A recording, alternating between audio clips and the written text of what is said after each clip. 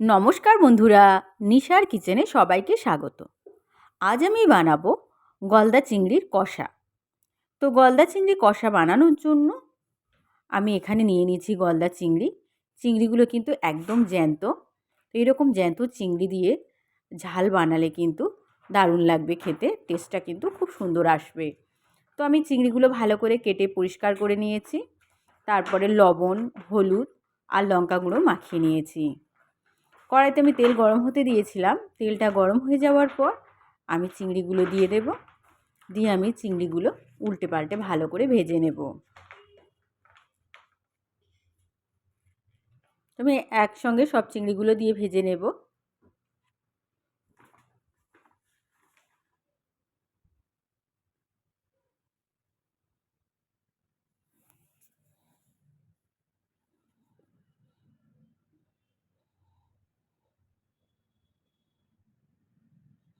চিংড়িগুলো এক পিঠ হয়ে গেলে আমি উল্টে দিয়েছিলাম, দিয়ে আমি অপর পিঠটাও ভালো করে ভেজে নিয়েছি। দেখুন চিংড়িগুলো কিন্তু ভালো করে ভাজা হয়ে গেছে। এবার আমি নামিয়ে নেব। এখানে আমি কড়াইতে কিছুটা পরিমাণ সর্ষের তেল গরম হতে দিয়েছিলাম। তেলটা গরম হয়ে যাওয়ার পর আমি দিয়ে দিলাম গরম মশলা ফোড়ন।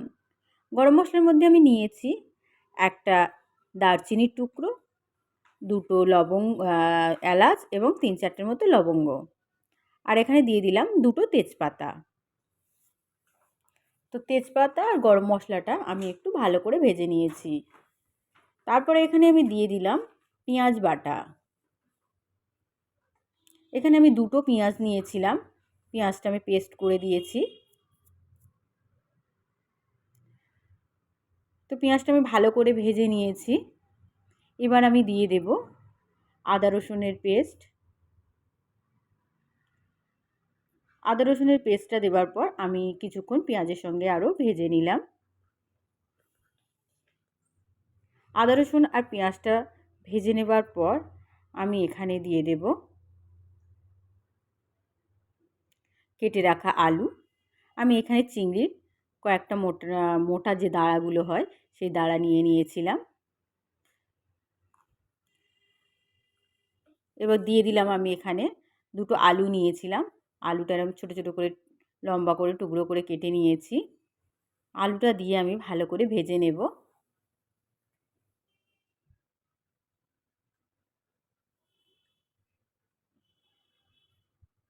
দিয়ে দিলাম আলুটা কিছুক্ষণ ভেজে নেবার পর আমি লবণ দিলাম পরিমাণ মতো এবং 1 চামচ হলুদের গুঁড়ো, 1 চামচ ভাজা জিরে মরিচের গুঁড়ো, দিয়ে দিয়েছি 1 চামচ লঙ্কা গুঁড়ো এবং 1 চামচ ধনিয়া গুঁড়ো এবং দিয়ে দিয়েছি 1 চামচ হলুদের গুঁড়ো। সমস্ত মশলাগুলো দেওয়ার পর আমি এখানে ভালো করে একটু কষিয়ে নেব। দিয়ে দিলাম একটু জল। জলটা দেওয়ার পর আমি ভালো করে আরও কিছুক্ষণ কষাবো। তারপরে আমি এখানে দিয়ে দেব দুটো টমেটো আর কয়েকটা কাঁচা লঙ্কা আমি একসঙ্গে বেটে নিয়েছিলাম। তো টমেটো কাঁচা লঙ্কার পেস্টটা আমি দিয়ে দিলাম। দেওয়ার পর আমি আরও কিছুক্ষণ কষিয়ে নেব।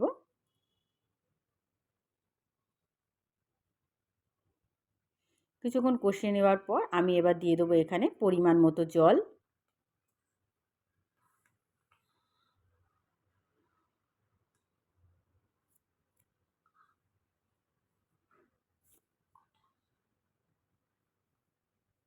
জলটা দেওয়ার পর আমি ফুটতে দেবো ঝোলটা। তারপর ঝোলটা যখন ফুটে যাবে আমি দিয়ে দেবো ভেজে রাখা চিংড়িগুলো। চিংড়িগুলো দেওয়ার পর আমি এটা ঢাকনা চাপা দিয়ে হতে দেব 7 থেকে 8 মিনিট।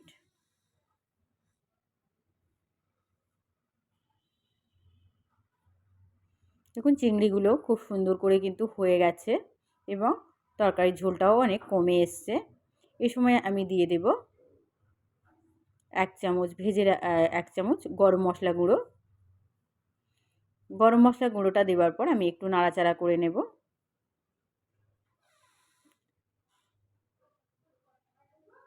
আমি 1 চামচ গরম মশলা গুঁড়ো দিলাম এবং ভাজা জিরে মরিচের গুঁড়ো আরও হাফ চামচের মতো দিয়ে দিয়েছি।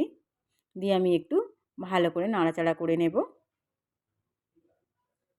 দেখুন রান্নাটা আমার হয়ে এসছে, এবার আমি নামিয়ে নেব। এই তরকারিটা কিন্তু খেতে অসাধারণ হয়েছিল। এইভাবে রান্না করবেন আপনারা, আশা করছি খেতে খুবই ভালো লাগবে। আমার এই রেসিপিটি ভালো লাগলে শেয়ার করবেন, কমেন্ট করবেন, সাবস্ক্রাইব করে চ্যানেলের পাশে থাকবেন। রান্নাটা আমার হয়ে গেছে।